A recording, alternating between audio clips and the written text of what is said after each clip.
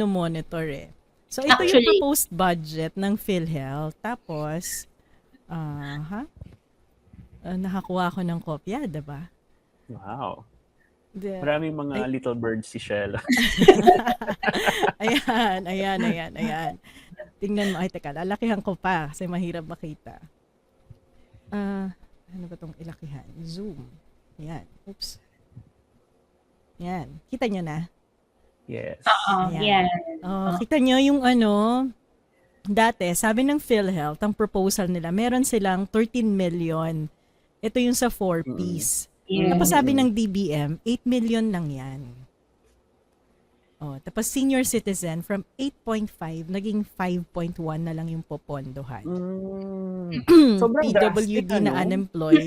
Yung PWD na unemployed, from 1 million, binaba ng 136,000 na lang ang isa-subsidize.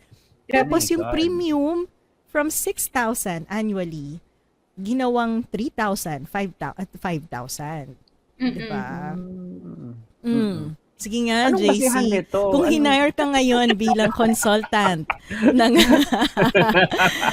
DOF, ng DBM, pakilagyan mo naman ng justification yan. Ayan.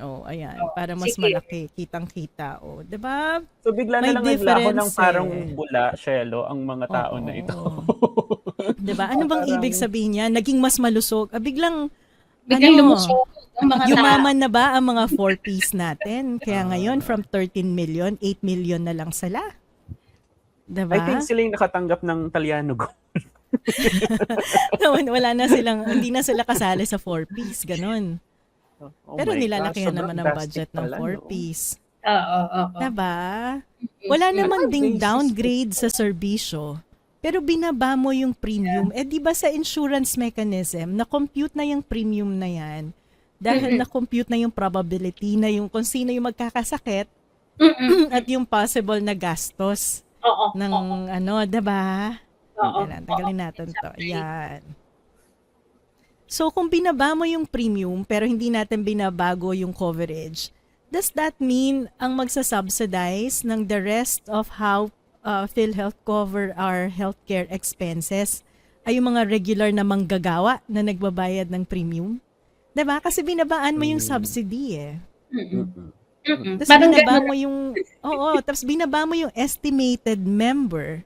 Pero kapag ka nagparehistro sila, halimbawa na ospital yung isang mahirap, automatically dapat ma-enroll yan sa PhilHealth eh. Diba? So ibig sabihin ba nun, hindi mo naman siya pwedeng tanggihan.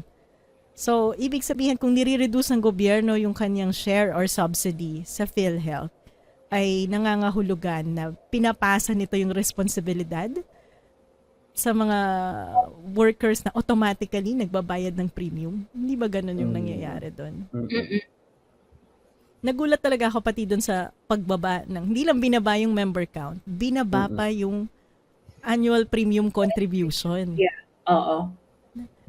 Di ba nga, in fact, dapat mas malaki pa yung subsidiya na binibigay ng gobyerno.